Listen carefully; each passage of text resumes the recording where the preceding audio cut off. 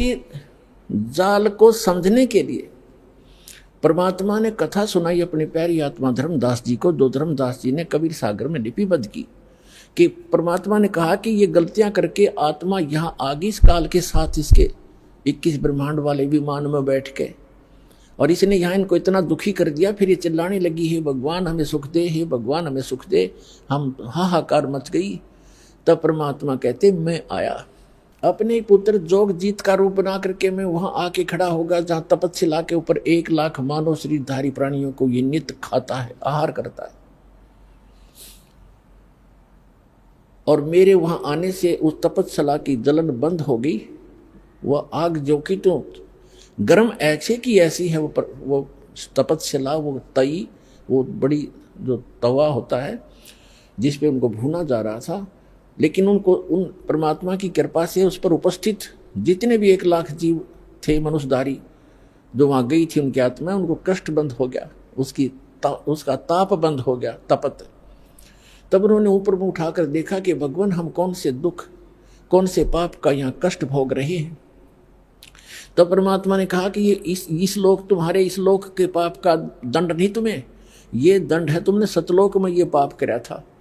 परमात्मा को छोड़कर तुम, परमात्मा अपने को छुपा कर कह रहे हैं कि तुम भगवान को छोड़कर वहाँ सर्व सुख संपन्न था, प्राप्त थी, आपकी कभी मृत्यु नहीं होती थी, कोई कष्ट नहीं था, उसको छोड़कर तुम इस काल के लोक में आ गए। यहाँ पर आज जिस कार को, जिसको ठीक हो, जिस बंगले को, जिस बेटा और बेटी को आप अपना मानते थे, क्या तुम्हारे साथ आया कोई? अपनी आत्मा वहाँ तो सारी समझ में आ जाती है कि हाँ कुछ नहीं आया जी। फिर और तुम मरते थे, ये मेरा बेटा है, ये मेरी बेटी है, ये मेरा कार है, ये कोठी है, और भक्ति करते थे तो गलत कर रहे थे। हम प्रत्येक युग में जाते रहते हैं पर तुम सुनते नहीं। तब परमात्मा ने कहा कि हमसे गलत, वो कहने लगे सभी भगवान हमसे गलती होगी, मैं माफ करो। कहते ऐसे माफ नहीं होगा। जब तुम जाए धरो जग तन देहा, तब तुम करना मम सत शब्द स्नेहा।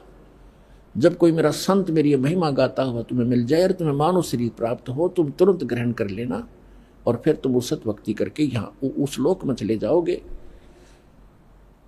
अमर करूं सतलोक पठाऊं, ताते बंदी छोड़ खाऊं। इतने में वो काल आ जाता है। प्रतिदिन उसने टाइम फिक्स कर रखा है, इतने समय के बाद ये सभी आत्माएं उसके तपस्या पर भुन कर उनके अंदर से जो गंध वो निकालता है, वो निकल कर वो भाग ऊपर से उनको ऐसे उड़ा देता है, वो गंध रह जाता है। अब आप देखते हो यहाँ प्राणी गंदे पदार्थ तो बहुत आसानी से ग्रहण कर लेता खाने के लिए, पीने के लिए। शराब पीना, भांग पीना, सुल्फा पीना और तंबाकू पीना और फिर मांस खाना, चटपटे अटपटे खाना, ये तो बहुत खुश होकर ग्रहण करता है। क्यों? क्योंकि ये चाहता है कि जितना ये गंद अटपट खाएंगे उतना ही के अंदर गंदी वासना ज़्यादा बनेगी, और तपस्या के ऊपर भूनने से वो सारी वासना वहाँ रह जाती है और ये जीव वहाँ से कर्म ज्यों के त्यों रहते हैं, वो वापस आ जाता है, मरता नहीं। फिर अपने कर्मानुसार 84 लाख योनियों में किसी भी स्वरूप उसके कर्मानुसार वो जाए, उस योनि में वो चला जाता है। तो उसी समय वो काल आ जाता है, और काल ने देखा अपने बड़े भाई जोगजीत को, जिसने वहाँ से, जिस रूप में परमात्मा ने सतलोक से उसको निकाला था। जिन्होंने सृष्टि रचना पढ़ रखी है बच्चों, उनको खूब याद है। अब दास ज़्यादा हिंट देगा आज के सत्संग में। सृष्टि रचना कभी आपको बताएंगे, और आपको सीडी वगैरह बनाकर भी दे रखी है, वो भी देख सकते। और उसने कहा, उसने सोचा, काल ने, इस ज्योत स्वरूपी निरंजन सरपुरुष ने के मन में आई कि जोगजीत कैसे आ गया, ये कोई परम पिता का कोई संदेश लेकर आया है। पहले इसे वो संदेश जानता हूँ, क्या आज्ञा लेकर आया है ये भगवान की, और फिर आज इसको कूटूंगा, पिटाई करूंगा इसको मारूंगा, खूब कूटूंगा, क्योंकि इसने मुझे वहां से मार कर निकाला था, मुझे जबरदस्ती निकाला था सतलोक से। तो मुझे परमात्मा बताते हैं कि धर्मदास, मुझे देखकर काल भयंकर हो गया, और पहले मुझसे कहा कि पहले जोगजीत कोई आज्ञा है भगवान की, परमात्मा की, पिता की, वह मुझे बता, और फिर जोगजीत तुझे छोड़ू नहीं गा, तूने मुझे वह मार कर निकाला था। तब परमेश्वर जो जोगजीत रूप में वहाँ उपस्थित थे, विराजमान थे, खड़े थे, विद्वान थे, परमेश्वर ने कहा, धर्मदास मैंने उनसे कहा परमात्मा बता रहे हैं, धर्मदास जी लिख रहे हैं कि मैंने उससे कहा कि सुन ले आदेश परमपिता का कि ये भोली आत्मा तेरे साथ आ गई थी, इन्होंने तो गलती की सो की, पर तूने इनका कैसा सांग निकाल रखा है, कैसे कैर ढा रहा है इनके ऊपर तू। कोई गधा बना दिया, कोई गधी बनाई, कोई कुत्ता, कोई कुतिया, किसी का बेटा मर गया, किसी की बेटी मार रहा है, हाहाकार मचाए रखी। तो इसने कहा कि पिताजी ने मुझे श्राप दिया था, और जिस श्राप अनुसार मुझे भूख लगती है तो मैं तो इनको खाऊंगा, बनाऊंगा, पैदा भी करूंगा। परमात्मा ने कहा कि चल इन्हें गलती कर दी तो खा भी रहा है, सारे काम कर रहा है, फिर इनके किसी का हाथ काटे, किसी की टांग कटे, कोई अंधा, कोई कैंसर से पीड़ित, ये जुल्म क्यों कर रहा था इनके ऊपर। तब इसने कहा कि मैं तो सत्य का राज करता हूँ, मैंने परमात्मा को वचन दे रखे हैं, और जैसे कर्म जो करेगा वैसे भोगेगा, मुझे इसमें कोई लेना देना नहीं है। अपने आत्माओं, यहाँ की इस सारी व्यवस्था ऐसी है इस काल के लोक में। एक तरफ तो सरकार शराब के ठेके, फीम के ठेके, भांग के ठेके खोलती है, और फिर शराब पीकर कोई इधर उधर जाता उसको अंदर कर देता, तो शराब पी कर गलत गतिविधि की, और शराब पी कर रामायण बचेगा, वो भांग पी कर रामायण पढ़ेगा, गलत गतिविधि करेगा वो। तो इसने ऐसा कर रखा है कि मैं तो सत्य का राज करता हूं, जो जैसे कर्म करेगा वैसा ही फल देता हूं। अब ये इतनी बकवादों का की आविष्कार करवा दिया, तो फिर ये भोली आत्मा तो गलतियां करेंगे ही करेंगे, तो कहते भोग लेंगे। इसने थोड़ा लेना देना, हम इसके बच्चे नहीं हैं, हम इसके बच्चे होते तो ऐसा दुख देता ही। आज केदारनाथ के ऊपर 20,000 आदमियों को मार देता, अपने बच्चों को। ये हम इसके बालक नहीं हैं, हम इसकी प्रजा नहीं है, हम उस परमात्मा की प्रजा है, सतपुरुष के बच्चे हैं, और हम अपनी गलती से इसकी कैद में फंस गए हैं। यहाँ से निकालने का एक तरीका है, हम स्वेच्छा से आए हैं, स्वेच्छा से ही वापस जाएंगे। जब हमारी यहाँ के लोक से, दुखों से इतना मन हट जाएगा, और वहाँ के सुख से हम इतने प्रभावित और प्रेरित हो जाएंगे, और फिर सब भक्ति करेंगे, तब हम वहाँ जा पाएंगे।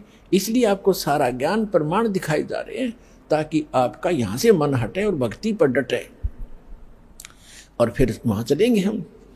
तब इसने कहा, परमात्मा ने कहा जोग जीत रूप में कि मैं नीचे जाऊंगा, परमात्मा ने भेजा हूं, और वहां जाकर तेरे सारे जाल को समझाऊंगा, और सबको परमात्मा की महिमा बताऊंगा। आपने सारे परमात्मा की, जो सतपुरुष है, जो वास्तव में भगवान है, यथार्थ स्थान है, उसका तो नामो निशान मिटा दिया, तू स्वयं भगवान बन बैठे यहाँ का।